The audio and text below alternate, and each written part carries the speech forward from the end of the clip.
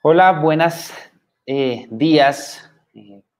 Estamos a esta hora en esta transmisión de Facebook Live, también por Periscope y por YouTube Live, para conversar de unos hechos pues, muy dolorosos de las últimas horas y que vienen acompañados de pues, todas estas imágenes que hemos visto en redes y detrás de eso, pues por supuesto, lo que vemos algunos todavía sin poder salir mucho a la calle, la muerte de 12 personas en hechos que involucran a la policía o en los que está presente la policía, digamos, no con esto quiero decir que haya una investigación concluyente, pero que sí reflejan en todo caso un tema de abuso policial. Hemos visto el video de la muerte de Javier Ordóñez, este abogado taxista que muere en unos hechos de abuso por parte de unos policías. Y luego de eso una serie de protestas y manifestaciones que acaban pues muy mal, como lo hemos visto, y hemos visto las imágenes de todos estos CAI grafiteados y en fin. Y quisimos invitar a Jerónimo Castillo, él es experto de la Red de Paz en La Silla Llena y es el director del área de seguridad y política criminal de la Fundación Ideas para la Paz, a hablar de este tema y pues también a responder algunas preguntas que ustedes puedan tener para pensarlo más allá pues, de los hechos puntuales que ocurrieron en las últimas horas. ¿Qué tal, Jerónimo? ¿Cómo va? Muchas gracias por atender este llamado tan rápido, sobre todo.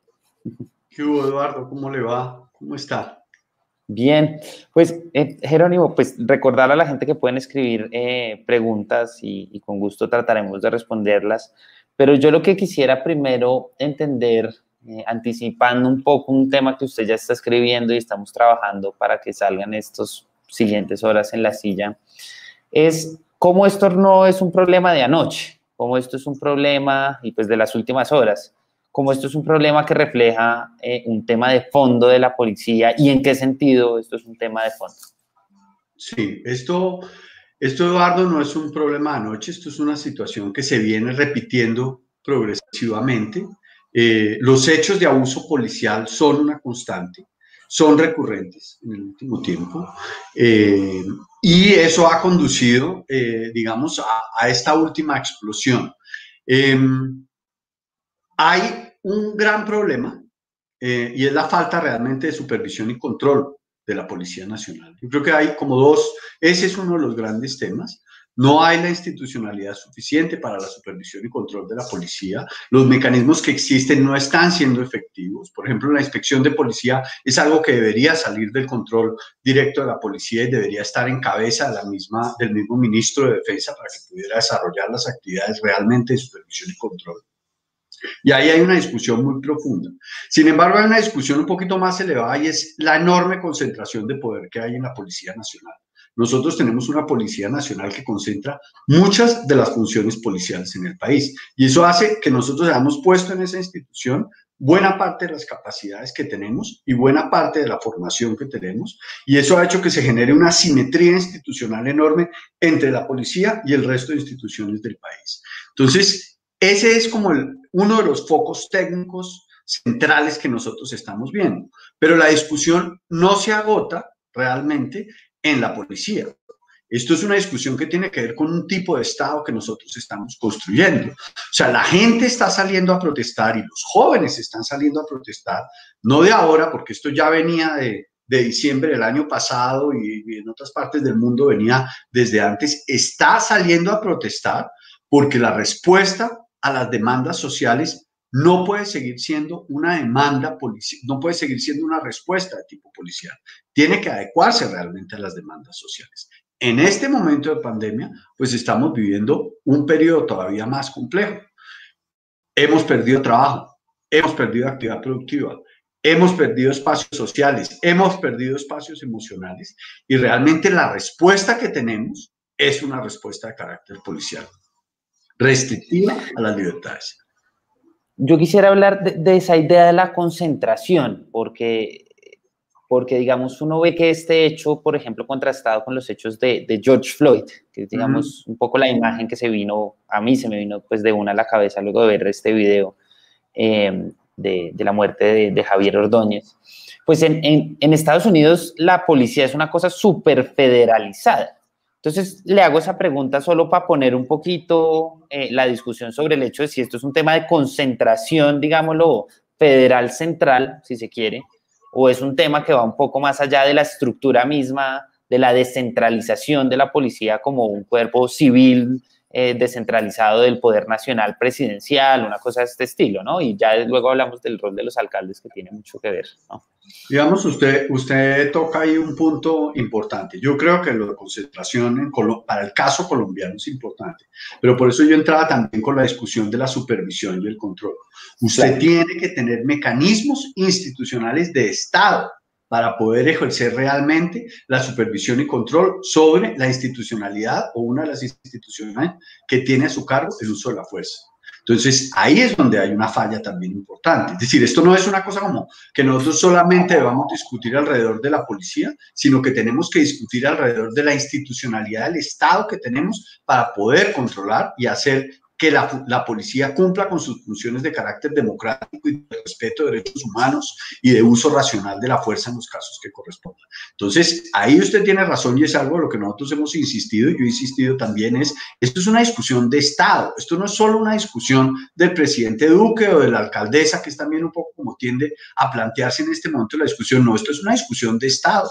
Aquí han debido darse sobre el caso de Dylan unas respuestas de carácter institucional por parte de la Fiscalía con respecto a lo que sucede. Y esto ha sido un peloteo entre la justicia penal, entre la justicia ordinaria, cuando hay una sociedad que está demandando.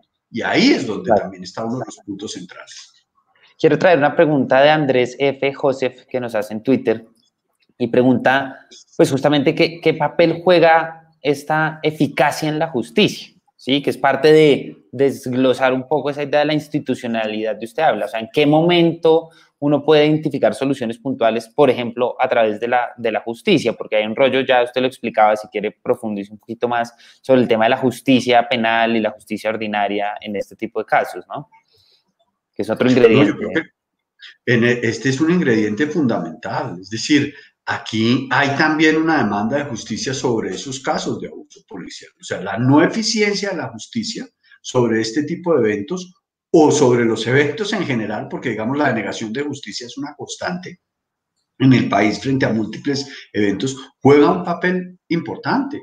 Es que realmente frente a este tipo de casos de abusos policiales, nosotros no recibimos una respuesta institucional de justicia, sino recibimos una respuesta política que son unas manzanas podridas, que son unos casos aislados, etcétera, etcétera, cuando realmente nosotros lo que necesitamos es investigaciones a fondo, transformaciones a fondo desde el punto de vista institucional, pero reacciones por parte de la justicia efectivas, que condenen a las personas. Es decir, el caso del grafitero, ¿dónde está? Que es un caso muy antiguo. Los casos, además, no son solamente casos que afectan a los ciudadanos como en general, afectan también a la institucionalidad policial. Lo de la Comunidad del Anillo también requería una respuesta exigente por parte de la justicia y tampoco la obtuvo. Entonces, ahí es donde la justicia juega un papel muy, muy, muy importante. Hablaba usted de las comisiones, ¿no?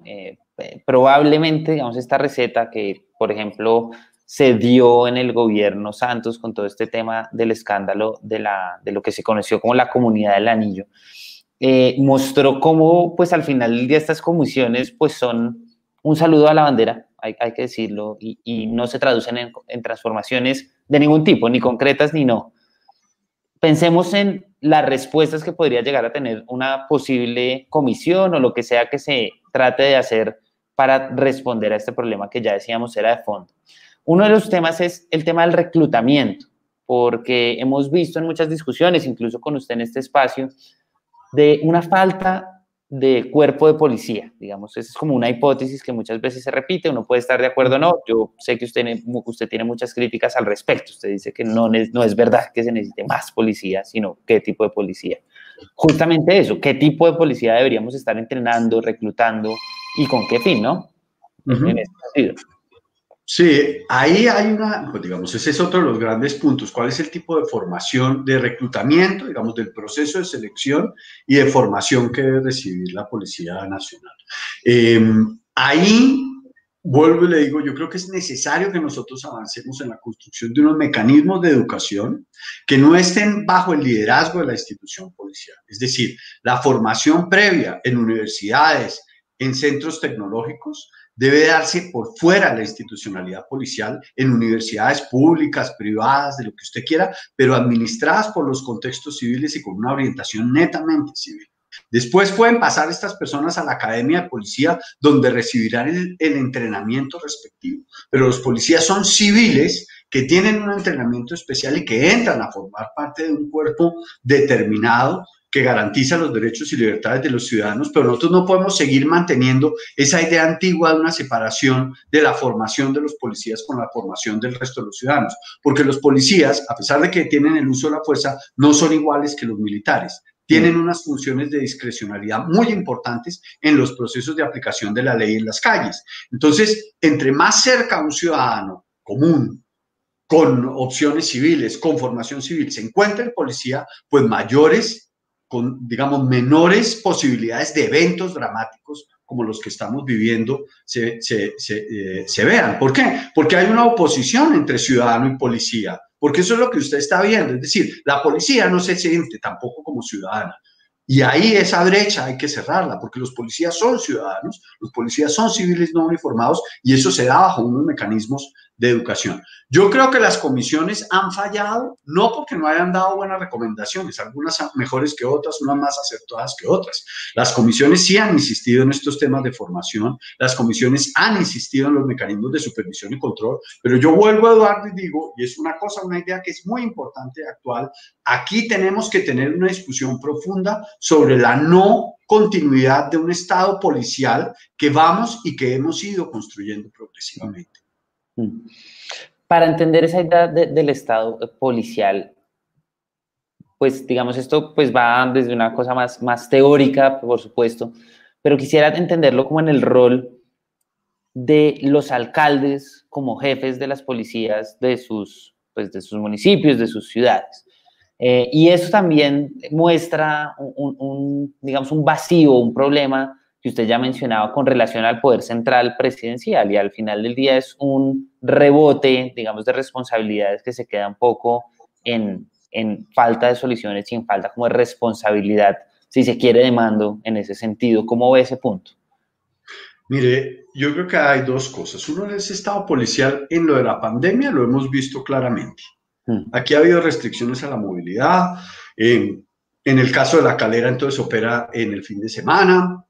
En el caso de FOME, que empieza en otro día. Es decir, hubo un uso de restricción de la movilidad, restricción del consumo de alcohol, que usted a la hora de la verdad decía, bueno, pero ¿será que el coronavirus se mueve el fin de semana? ¿El coronavirus se mueve a la luz del alcohol? Esas son medidas, digamos, que están muy hechas para el control delictivo y no necesariamente para este control. Entonces, eso en el último tiempo lo que hizo fue que en todos los municipios se generaran estructuras regulatorias distintas y eso confunde al ciudadano. Lo decía hace poco el expresidente Gaviria también en una de esas entrevistas, es usted prácticamente no sabe cuál es el plano normativo o no sabía en ese momento cuál es el plano normativo dentro del cual debía moverse.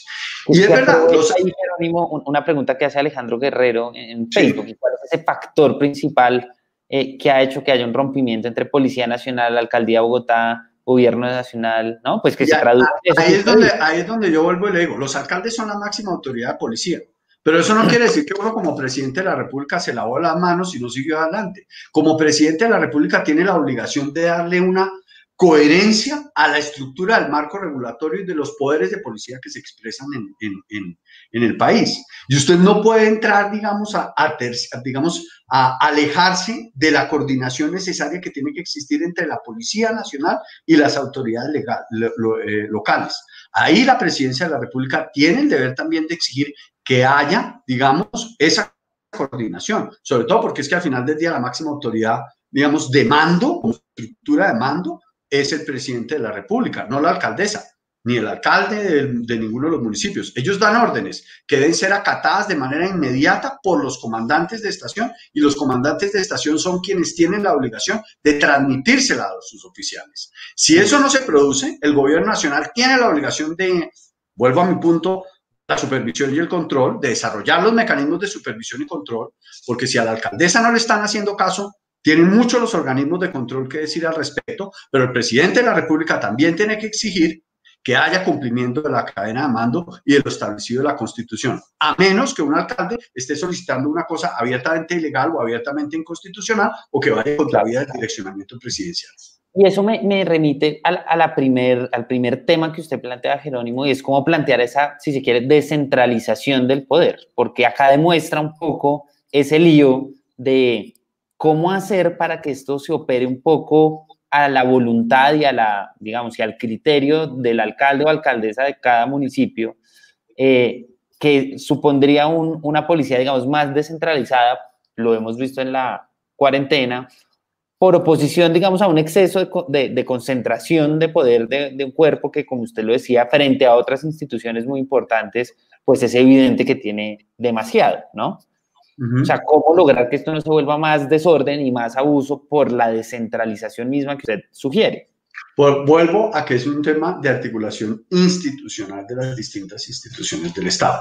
Como alcalde es la máxima autoridad de policía, determina parte del marco regulatorio y de las órdenes de policía a los policías, pero ellos dos no operan solo. Es que ahí está la personería y la personería tiene que estar obligada a garantizar la protección de los derechos humanos y la promoción de los mismos y que garantiza que las instituciones funcionen a la luz de la protección de esos derechos, pues es un organismo autónomo en lo local y además tiene una dependencia con la Procuraduría Nacional de la República, con la Procuraduría de la República. En ese sentido es todo un juego institucional. Es que aquí siempre la cosa cuando hay un problema, no, es que es culpa de esta institución o de esta otra institución, no. Aquí hay un problema del funcionamiento interinstitucional y de la gobernanza propia del Estado, en la articulación de sus instituciones para que sean efectivas. Ahí es donde está el problema. Y por eso es que yo le digo que es que esto no es una policía, que no es un problema que Claudia López diga unas cosas en la calle y que el presidente de la República a través de sus emisarios diga otras. No, aquí los poderes públicos y los políticos se tienen que sentar a dialogar qué es lo que está pasando. ¿Por qué? Porque hay una ciudadanía que está reclamando. Y sí, dentro de la ciudadanía hay desmanes, Eduardo, ha habido hechos violentos, pero lo que es claro es que hay una demanda ciudadana. Y si uno va a atacar esa demanda ciudadana con violencia, los vándalos, la destrucción va a ser la orden del día. Aquí hay que hacer un diálogo y hay que hacer un diálogo entre los políticos. Es que nosotros no podemos seguir teniendo políticos que están en Twitter diciéndose los unos a los otros, y no me refiero solo a los mandatarios, me refiero a los congresistas, me refiero a la estructura política del país. Nosotros, al ser una democracia, tenemos una estructura política para que dialogue los problemas y siente las posiciones. Y ahí tiene que avanzarse en esa dirección. Por eso le digo que aunque es una discusión que tiene elementos técnicos de la policía, es una discusión que nos trasciende como sociedad, que sin lugar a dudas tiene que ver con los últimos acontecimientos en el país de carácter político, con el acuerdo de paz, con las posiciones del sí y el no, que nos llevaron también a unos escenarios de polarización que hacen difícil que tengamos que construir, que hacen difícil la construcción de esos puntos de diálogo. Pero los puntos de diálogo existen, siempre y cuando creamos todavía que la democracia y el Estado social de derecho es una opción, que yo creo que, digamos, mayoritariamente hay una creencia en eso. Sí, así es. Hay otra pregunta que pregunta Andrés F. Joseph en Twitter y es, pues, él dice, más que la transformación institucional, el tema no debe ser un cumplimiento normativo. Es decir, hoy en día ya hay muchos protocolos, como lo dice él, si así se hicieran, o sea, si uno lograra hacer cumplir esos protocolos, pues que siempre es el tema, ¿no? Para cada problema hay un proyecto de ley. ¿Podría haber un tema que nos ayude como a solucionar esto teniendo las herramientas que ya existen?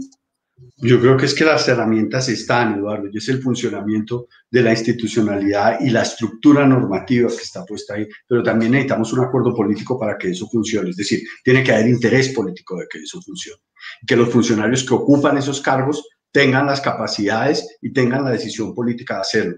Y además, porque eso tiene que ver también con otras profundidades, es decir, aquí no podemos seguir saltando de tema en tema, y me refiero, por ejemplo, a lo de los militares, digamos, y la violación de la menor de edad, que fue uno de los casos del último tiempo. Aquí, y eso no es un problema del ejército, como lo que nosotros vimos también de unos policías descargando con sevicia una pistola eléctrica contra un ciudadano, eso no es solo un problema, no es solo un problema de la institucionalidad. Aquí hay algo muy profundo que falla en nuestra educación, cuando nosotros no tenemos la reflexión como funcionarios públicos para detenernos sobre el hecho que estamos haciendo. Bien sea un hecho como este de la violación de las niñas, que digamos que no hubo uno, digamos, que hubiera hecho miércoles, ¿qué es lo que estamos haciendo como seres humanos? Porque es que ahí ya hay que invocar a una dimensión de seres humanos que es el papel de la educación y que la educación tiene que cumplir. Entonces, toda la funcionalidad del Estado, yo vuelvo y digo, es la gobernanza del Estado y la interrelación entre las distintas estructuras del Estado que tiene que entrar en funcionamiento. Si lo seguimos planteando como feudos descentralizados, mi pequeño poder aquí, mi pequeño poder acá, pues las instituciones más poderosas serán las que ganen el espacio, pero no haya estos frenos al ejercicio arbitrario del poder que nos podemos ver, a lo cual nos vemos sometidos. Ya para cerrar, si no hay más preguntas. Creo que no hay más preguntas. Esto vendría atado, ya lo decía usted, a un tema de un descontento generalizado, ¿no? Quisiera hablar un poco de un tema que ya hemos hablado en otras oportunidades y es la protesta social. Y esto dentro de un marco más amplio. En Colombia, por supuesto, pero vimos, insisto, todo el tema de los chalecos amarillos en Francia, todo el tema de George Floyd, no solamente en los Estados Unidos, con consecuencias, digamos, violentas, muy normales, diría yo, no sé si aceptables, pero muy comunes, por lo menos dentro de la protesta, pero eso también se vio en otras partes del mundo, hacia lo que viene para pensar a la policía como una institución, como usted lo decía, civil, ¿no? Que debería como ser más un aliado, por supuesto, de los ciudadanos que un enemigo como lo es hoy en día, como lo hemos visto en las fotos para muchas personas, por lo menos, ¿no? Mire, Eduardo, yo creo que de hecho, gracias a Andrés F. Joseph que nos ha hecho esa pregunta que vale la pena citar, que creo que va en ese mismo sentido. Hay unos mecanismos de la protesta violenta que deben tenerse en cuenta, digamos. Es decir, yo creo que es un capítulo técnico que uno tiene que trabajar. Pero también yo creo que el problema es que hay que entender la protesta, ¿sí? Es decir, usted tiene que entender por qué es que está protestando la gente.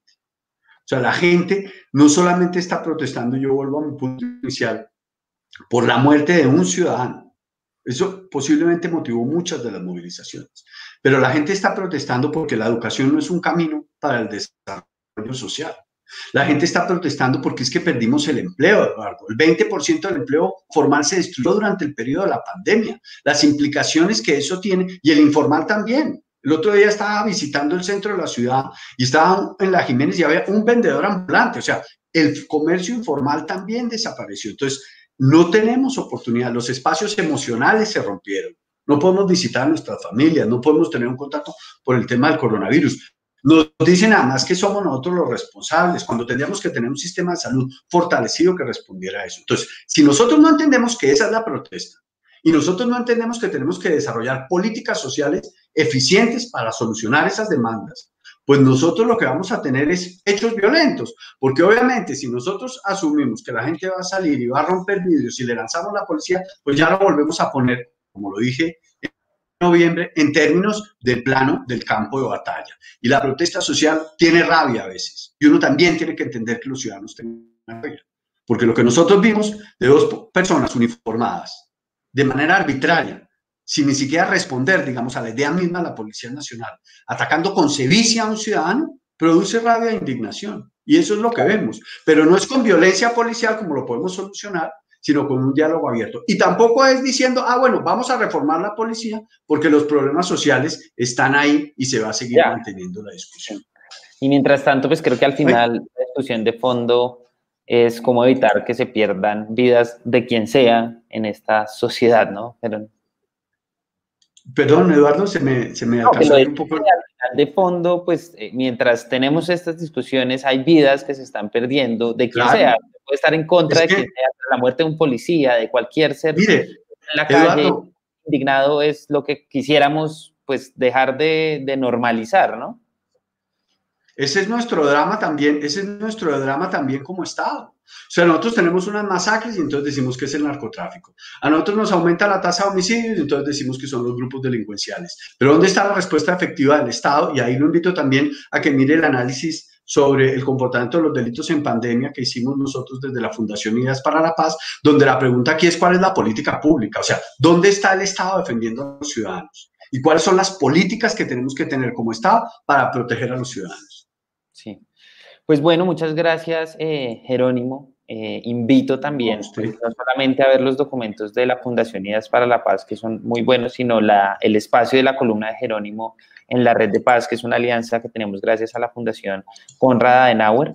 Jerónimo lo va a chiviar, está escribiendo ya un análisis sobre este tema también. Invito a leer la columna que se viene y así la tenemos ahí en línea. Y a todos ustedes, pues, por hacer esas preguntas tan interesantes que nos permiten avanzar más esta discusión. Hasta la próxima. Gracias, Eduardo, que estén bien.